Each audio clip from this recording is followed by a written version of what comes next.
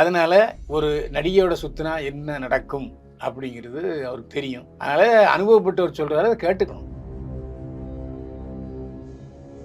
நீ உனக்கு ஆசை இருந்தா 4 சோத்துக்களை வச்சுக்க, எதுக்கு வெளியில எல்லாம் கூப்பிட்டு வர்ற? அசிங்கம் இல்ல உனக்கு?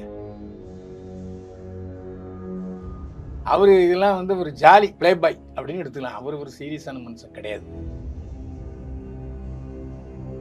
த்ரிஷாவை பொறுத்த வரைக்கும் அன்னைக்கு பார்த்த மாதிரியே தான் இன்னைக்கு இருக்கு. நல்லா தண்ணி அடிக்குது, நல்லா சாப்பிடுது, ஐஸ்கிரீம் சாப்பிடுது. ஆனால் உடம்புல ஒரு கிராம் சதா கூட ஏறினதில்லை, அப்படியே இருக்கு. அதனால 42 வயசுலையும் இன்றைக்கும் இளமை மாறாத ஒரு நடிகையாக தான் இருக்கு.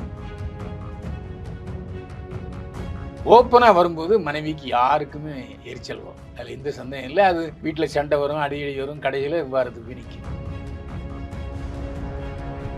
ஆனால் சென்னையில் எனக்கு சொந்தமான வீடு கிடையாது, என்னுடைய கணவன் வீடு தான் என்னுடைய வீடு, பனையூரில் எனக்கு வசிக்கிறதுக்கு அனுமதி கொடுங்கிற அளவுக்கு அவங்க போறாங்க. இது ஒரு சீரியஸா எடுக்காத விஜய்க்கு நம்முடைய பலத்த கண்டனத்தை தெரிவித்துக் கொள்வோம். எங்க வீட்டில் 3 ஓட்டு இருந்துச்சு, 3 ஓட்டும் இப்ப விஜய்க்கு விழுமாங்கிற சந்தேகம். only because of this incident. நீ வந்து ஒரு பொண்டாட்டி இருக்கும்போது இன்னொரு வித்தியோட பட்டு வேட்டி, பட்டு சட்டை, பட்டு சேலை, பட்டு சாரியோட எப்படி வர முடியும்?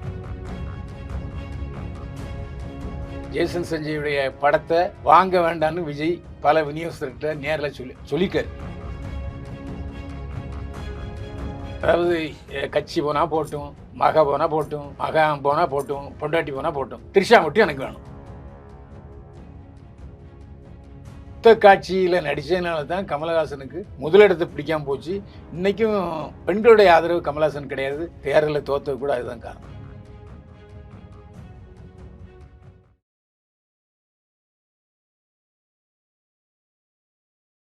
தமிழகத்தின் பல எம்பி எம்எல்ஏக்களின் வெற்றிக்கு வித்திட்ட கிங் 360 தேர்தல் வியூக சாப்ட்வேர் 2026 புதிய வாக்காளர்களின் அப்டேட் விவரங்களுடன் உங்கள் தொகுதியில் உங்கள் வெற்றிக்கு வித்திடுகிறது.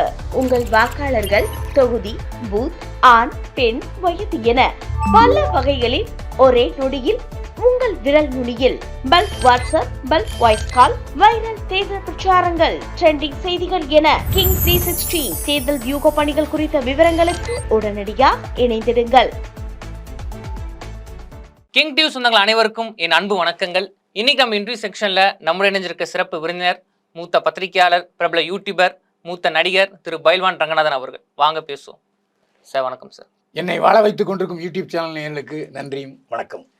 நடிகர் நடிகைகள் இஷ்யூலையும் சரி, கிசுகிசுலையும் சரி, மாற்றுறது வந்து ஒரு இயல்புனே சொல்லலாம் சார். கிசுகிசுல மாட்டுவாங்க, அப்போ அதுக்கான ஒரு ஸ்டேட்மெண்ட் அவங்க கொடுப்பாங்க, அந்த இஷ்யூ அப்படியே போயிடும். ஆனால் தலைப்பு செய்தியிலே வர அளவுக்கு ஒரு நடிகரும் நடிகையை வந்து சிக்கியிருக்காங்க. அது நடிகர் விஜய், நடிகை த்ரிஷா. இவங்களோட பிரச்சனை வந்து ரொம்ப கான்ட்ரவர்ஸ் ஆகி பூம் ஆகி இன்னைக்கு எல்லா சோஷியல் மீடியாவும் பேசப்பட்டிருக்குங்க சார். அந்த இஷ்யூவில் போகிறதுக்கு முன்னாடி விஜய், த்ரிஷா இவங்க 2 பேரோட பேர் வந்து சினிமா துறையில் எப்படி இருந்துச்சுங்க சார், அதை பற்றி சொல்லுங்கள். சினிமா துறையில் விஜய் த்ரிஷா நடித்த திருப்பாச்சி, இன்னொரு படம், 2 படம் தான் கில்லி. திருப்பாச்சி, கில்லி 2 தான் த்ரிஷா நடித்து சக்ஸஸ் ஆச்சு. அதுக்கப்புறம் ஆதி, குருவி உள்பட எல்லா படங்களும் ஃபெயிலியர் தான். ஸோ ஒரு 7 வருஷம் விஜய் வந்து த்ரிஷாவோட தொடர்பில் இல்லாமல் தான் இருந்தார், அதாவது நடிக்கலை. இதுக்கு இடையில விஜய் வீட்டுக்கு போய் த்ரிஷா மண்ணை வாரி போட்டுருச்சு கோவத்தில். இதெல்லாம் நடந்த சம்பவங்கள், ஆதாரங்கள் இருக்குது. மணிரத்னம் எழுதி இயக்கிய பொன்னியின் செல்வன் முதல் பகுதியில் த்ரிஷா ஓவர் மேக்கப் பண்ணி ரொம்ப இளமையாக காட்டி செக்ஸாக காமிச்சு அது ஒரு வில்லி கதாநாயகியாக நடித்ததுனால நல்ல பேர் வந்தது. படம் சக்ஸஸ் ஆச்சு. எல்லாரும், நான் உட்பட அந்த படத்தில் த்ரிஷாவை பாராட்டி தான் பேசியிருந்தோம்.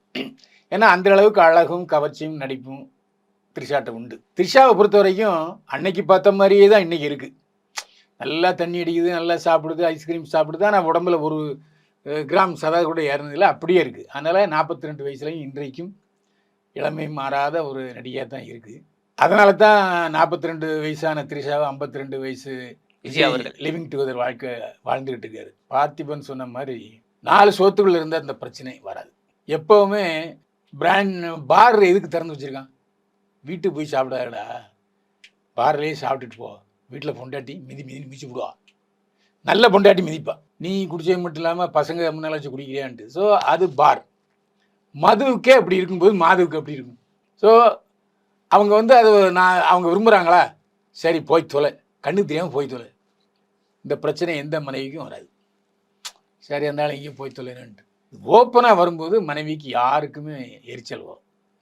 அதில் எந்த சந்தேகம் இல்லை. அது வீட்டில் சண்டை வரும், அடிக்கடி வரும், கடையில் விவாதத்துக்கு போய் நிற்கும். ஓகே சார், இப்போ நீங்கள் சொன்னீங்க எந்த தப்பு பண்ணாலும் ஓகே, அது வந்து 4 செவத்துக்குள்ள இருந்தால் பிரச்சனை கிடையாது. ஆனால் சங்கீதா அவர்கள் வந்து ஒரு புகார் கொடுக்குறாங்க. அப்படி இருக்கும்போதே த்ரிஷா அவர்களும் விஜய் அவர்களும் வந்து ஒன்றா ஜோடியாக ஒரே ட்ரெஸ்ஸு, அதுவும் ஒரே காரில் வந்திருக்காங்களேங்க சார். இதை பார்க்க எப்படி சார் ஒரு தைரியத்தை, என் மேலே தப்பு இல்லை அப்படின்னு பார்க்கலாமா, நான் என்ன வேணால் பண்ணுவேன் அப்படின்ற ஒரு தைரியத்தில் இப்படி பண்ணியிருக்காருங்களா சார்? ரெண்டுமே நீங்கள் சொன்ன ரெண்டுமே உண்டு. என்ன காரணம்னா அது ஒரு ஒர்த்தான விஷயம் இல்லைன்னு தன்னுடைய கட்சி தொண்டர்கள்ட்டே சொல்கிறார். ஏன்டா அவன் பொண்டாட்டி விவாதத்து கேஸ் கொடுத்துருக்கா, ஒன்றையும் டார்ச்சர் பண்ணுறதா சொல்கிறா, மகளுக்கு ஒன்றும் செய்யலைன்னு சொல்கிறா, ஜீவனாம்சம் வேணும்னு கேட்குறா, 2வது ஒரு புகார் மனு கொடுக்குறாங்க சங்கீதா. அதில் வந்து எனக்கு சென்னையில் வீடு கிடையாது, நான் லண்டன் சிட்டிசன்ஷிப் இருக்குது, எனக்கு இலங்கையிலும் வீடு இருக்குது, ஆனால் சென்னையில் எனக்கு சொந்தமான வீடு கிடையாது, என்னுடைய கணவன் வீடு தான் என்னுடைய வீடு, பனையூரில் எனக்கு வசிக்கிறதுக்கு அனுமதி கொடுங்கங்கிற அளவுக்கு அவங்க போகிறாங்க. இதுக்கெல்லாம் பாலிசி சொல்லணும்ல. எதையுமே நான் கண்டுக்க மாட்டேன்னா தப்பு. இந்த 20ஆம் தேதி கண்டிப்பாக செங்கல்பட்டு நீதிமன்றத்து போயே ஆகணும். டில்லியில் டபாய்ச்ச மாதிரி அங்கே டபாய்க்க முடியாது. ஏன்னா அந்த நீதிபதி கண்டிப்பாக விஜய் கோர்ட்டுக்கு வரணும் அப்படின்னு உத்தரவு போட்டார். சங்கீதாவும் வர போகிறாங்க. அதனால் அதிலிருந்து தப்பிக்க முடியாது. 2வது, இதை ஒரு சீரியஸாக எடுக்காத விஜய்க்கு நம்முடைய பலத்த கண்டனத்தை தெரிவித்துக் கொள்வோம். அதுக்கு முன்னாடியே மாதர் சங்கம், தமிழ்நாட்டில் உள்ள எல்லா மாதர் சங்கமும் கிளி என்று கிழித்து விட்டார்கள். அது மட்டும் இல்லை, தமிழ்நாடு வெற்றி கழகத்தினுடைய பிரமுகர் ரஞ்சனா நாச்சியார்னு ஒரு பொண்ணு நம்மளை விட மோசமாக விஜயை கிழிச்சிருச்சு. தமிழ்நாடு வெற்றி கழகம் மேடையிலே கிழிச்சிருக்கு. அப்போ இது ஒரு மிகப்பெரிய எச்சரிக்கை. யோ, உங்களை நம்பி நான் வந்திருக்கான், நீ டர்னாகி போ, ஒழுங்கா இல்லறதுக்கு வா, சங்கீதாவோட சேர்ந்து வாழு, சமானத்துக்கு வான்னு ஒரு எச்சரிக்கை விட்டுருக்காங்க ரஞ்சனா நாச்சியார். மாதர் சங்கமும் கடும் எதிர்ப்பு தெரிவிச்சிருக்கு. எனக்கு தெரிஞ்ச அளவில் எங்கள் வீட்டில் 3 ஓட்டு இருந்துச்சு. 3 ஓட்டும் இப்போ விஜய்க்கு விழுமாங்கிற சந்தேகம். Only because of this incident. இந்த விஷயம் எல்லாரையும் பாதிச்சிருச்சு. தமிழர்கள் வந்து ஒருவனுக்கு ஒருத்தின்னு வாழ்கிறவங்க. நார்த் இந்தியன் கூட அது கிடையாது. வள்ளுவர் சொல்லியிருக்கார். கண்ணாசி என்ன சொல்லியிருக்காருன்னா, ஒன்று இருக்க ஒன்று வந்தால் இன்பம் ஏதும் இல்லைன்னு இருக்கார். அப்போ ஒன்று இருக்க ஒன்று வந்திருக்கு. அப்போ நீ எப்படி நடந்துக்கணும்? நீ வந்து ஒரு பொண்டாட்டி இருக்கும்போது இன்னொரு தியோட பட்டு வேட்டி, பட்டு சட்டை, பட்டு சேலை, பட்டு சாரியோட எப்படி வர முடியும்? சரிங்க சார், இப்போ அவங்க 2 ஜோடியாக போயிருக்காங்க. இது 2026 வருஷம். அவங்க 2 பேரும் ஒன்றா ஒரு சீட் வந்தாங்களா? இல்லை கை கோர்த்து வந்தாங்களா? இல்லை ஒருத்தர் பார்த்துக்கிட்டாங்களா? இல்லையே, ஒரு ஃப்ரெண்ட்ஸாக தானே வந்தாங்க அப்படின்னு பாடகி சுசித்ரா அவர்கள் வீடியோ போட்டிருக்காங்க. இது பாடகி சுசித்ரா சொன்னதுக்கெல்லாம் நான் பால் சொல்ல மாட்டேன். ஏன்னா அவள் லூசுன்னு நான் ஏற்கனவே சொல்லிட்டேன். சினிமாக்காரங்களும் சுசித்ராவுடைய பேச்சை நம்ம பெருசுப்படுத்தலை.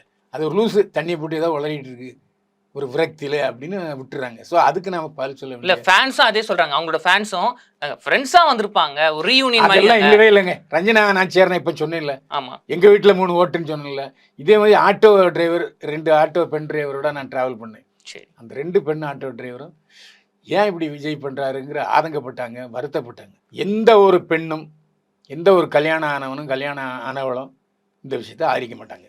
நீங்கள் வந்து பேச்சுலர், அதனால் நீங்கள் அப்படி தான் கழுவி வைப்பீங்க. சரிங்க சார், சுசித்ரா பேசுறதை விட்டுருங்க, ஃபேன்ஸ் பற்றி கூட விட்டுருங்க. நான் சொன்னால் ஃப்ரெண்ட்ஸாக போயிருப்பாங்க அப்படின்னு. ஆனால் ஒரு நடிகைக்கு நடிகர் விஜய் அவர்கள் பட்னா பக்கத்தில் சொந்தமாக ஒரு பங்களா வாங்கி கொடுத்துருக்காரு அப்படின்னு சொல்கிறாங்க. ஏன் த்ரிஷான்னு சொல்கிறீங்க? ஆமாம், கீழே விஜய் ஃப்ளாட் இருக்குது, மேலே த்ரிஷா ஃப்ளாட் ஒன்றா இருக்காங்க. அப்படி பார்த்துக்கலாமா?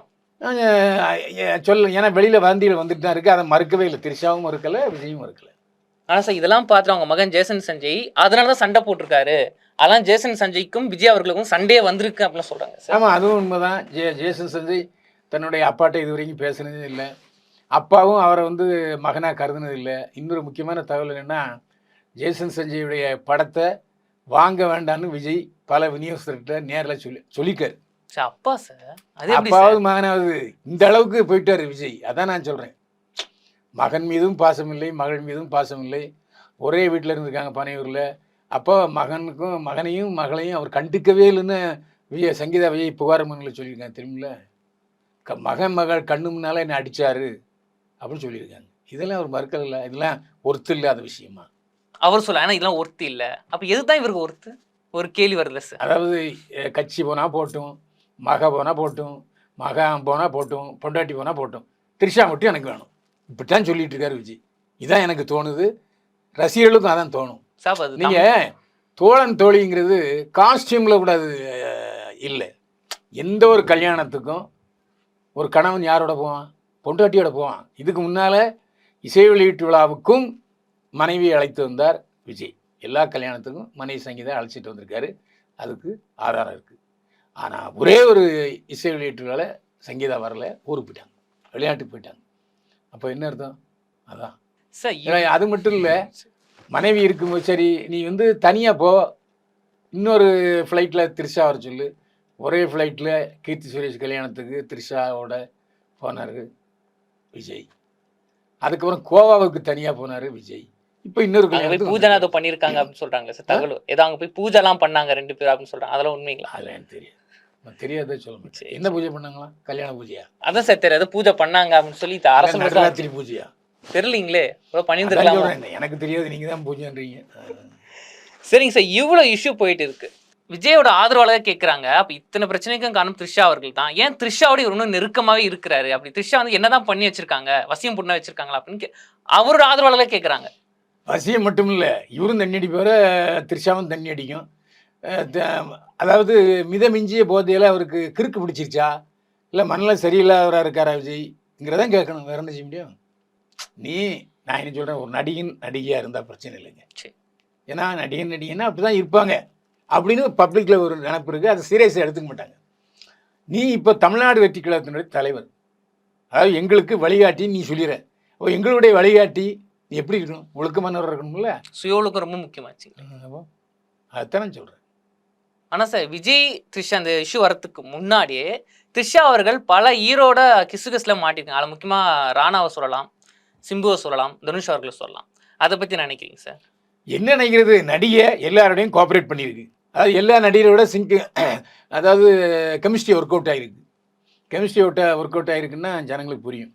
அதே மாதிரி அந்த உணர்ச்சி பூர்வமான முத்தம் சிம்புவும் த்ரிஷாவும் கொடுத்தாங்க. சார் நடிப்பு சினிமா அப்படி எடுத்துக்கலாம்ல சார்? ஏங்க நடிப்புன்னா அவ்வளோ இன்னொருத்தனோட பொண்டாட்டி ஆக போகிறவ. சிம்புவும் இன்னொருத்தியோட சிம்புவும் கல்யாணம் ஆகல, பார்த்தீங்களா? அதுதான் காரணம். முத்த காட்சியில் நடித்ததுனால தான் கமலஹாசனுக்கு முதலிடத்தை பிடிக்காமல் போச்சு. இன்றைக்கும் பெண்களுடைய ஆதரவு கமலஹாசன் கிடையாது. தேர்தலில் தோற்றது கூட அதுதான் காரணம். ஆனால் சார், அப்படி இருந்தும் வந்து இப்போ கூட விஜயோட ரசிகனா சொல்கிறாங்கன்னா, எங்கள் அண்ணன், நாங்கள் அண்ணனா, அவருங்க வந்து எங்களுக்கு அண்ணனா இருப்பாரு, நான் உங்களுக்கு அக்காவா இருப்பேன், தங்கச்சியா இருப்பேன், இத்தனை சொல்கிறாங்களே. அதுதான் சொல்கிறேன், கல்யாணம் ஆக தான் அப்படி சொல்லுவான் லூசு பேரு. அவனுடைய இது பெண்களே சொல்கிறாங்க சார்.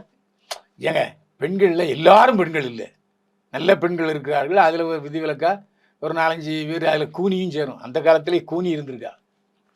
அதேமாதிரி வசந்த சேனை, நீங்கள் மந்திரி மாரி படம் பார்த்தா வசந்த சேனை ஒரு, அதாவது மன்னனை மயக்கிற வசந்த சேனை 2வது பொண்டாட்டியாக வருவா.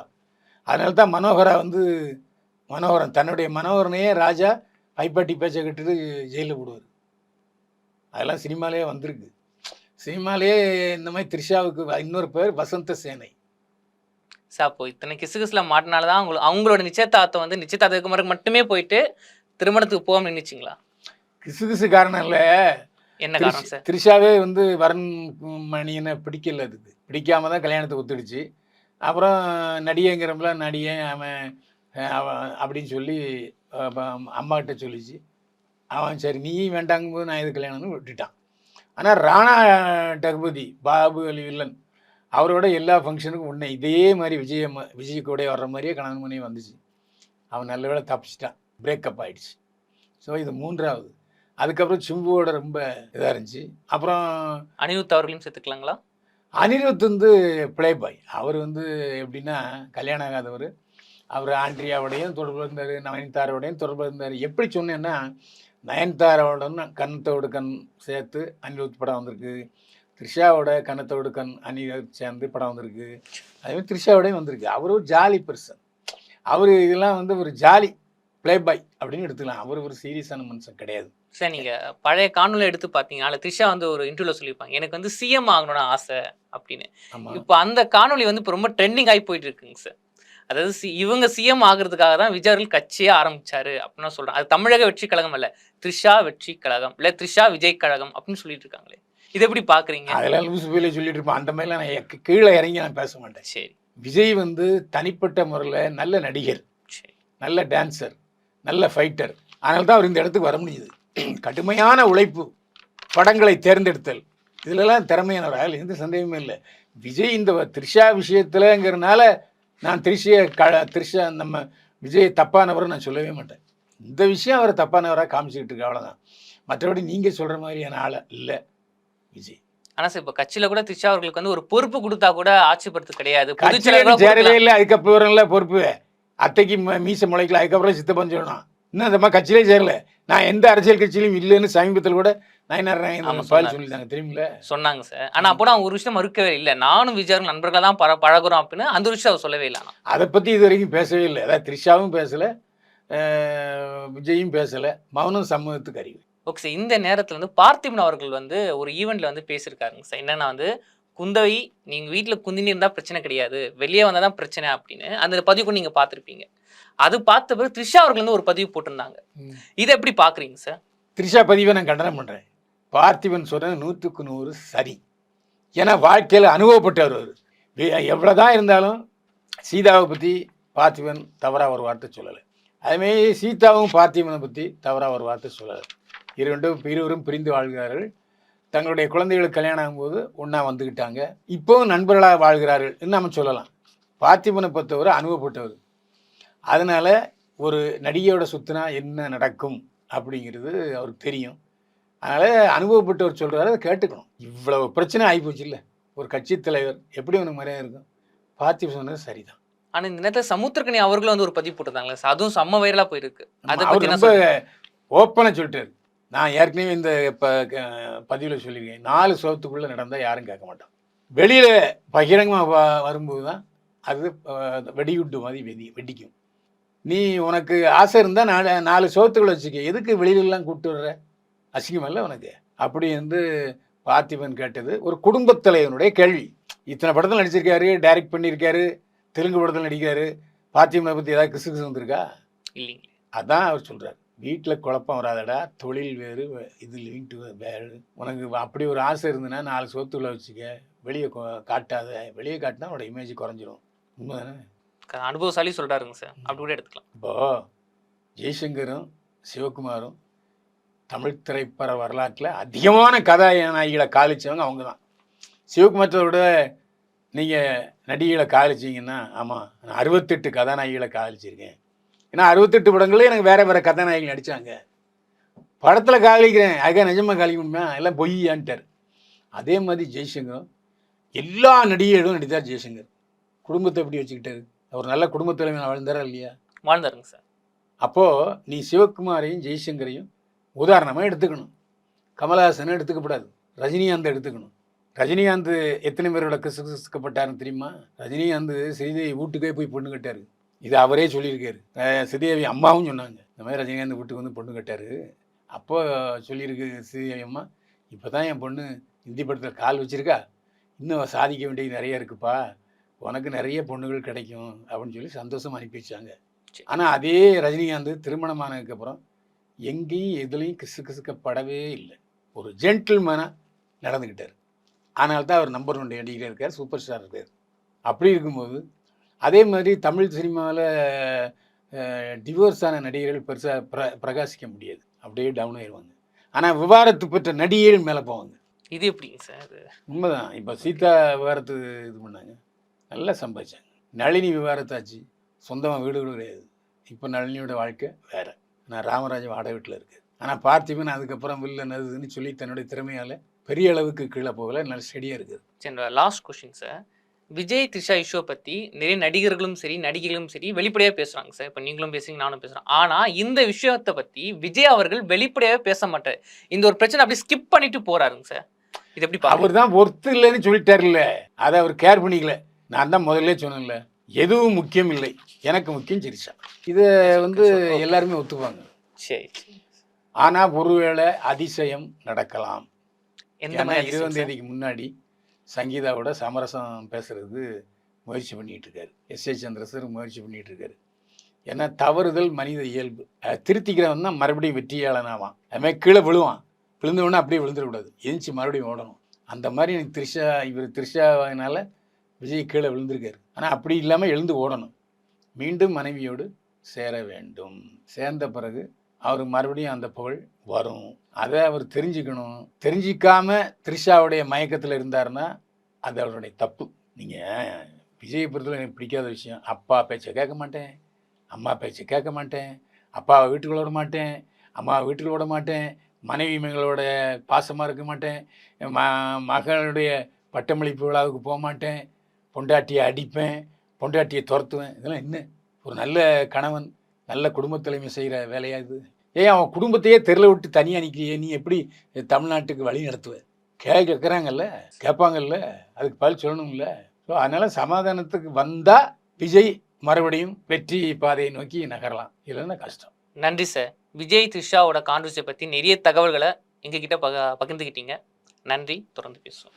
நேர்களே, அன்பான வேண்டுகோள், விஜய் நல்ல நடிகர், த்ரிஷா நல்ல நடிகை, இதில் நமக்கு முரண்பட்ட கருத்தே இல்லை.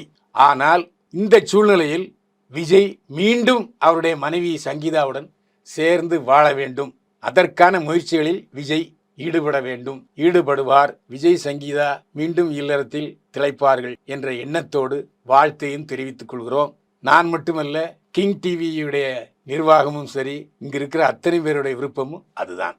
தமிழகத்தின் பல எம்பி எம்எல்ஏக்களின் வெற்றிக்கு வித்திட்ட கிங் 360 தேர்தல் வியூக சாப்ட்வேர் 2026 புதிய வாக்காளர்களின் அப்டேட் விவரங்களுடன் உங்கள் தொகுதியில் உங்கள் வெற்றிக்கு வித்திடுகிறது. உங்கள் வாக்காளர்கள் தொகுதி, பூத், ஆண், பெண், வயது என பல வகைகளில் ஒரே நொடியில் உங்கள் விரல் நுனியில் bulk WhatsApp, bulk voice call, viral தேர்தல் பிரச்சாரங்கள், ட்ரெண்டிங் செய்திகள் என கிங் 360 தேர்தல் வியூக பணிகள் குறித்த விவரங்களுக்கு உடனடியாக இணைந்திடுங்கள்.